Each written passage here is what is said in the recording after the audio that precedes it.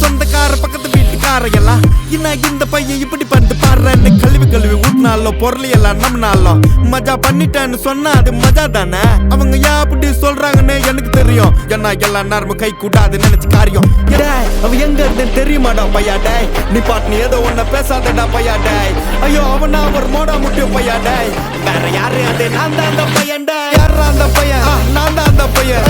யாரா அந்த பையன் நான் தான் அந்த பையன். யாரா அந்த பையன்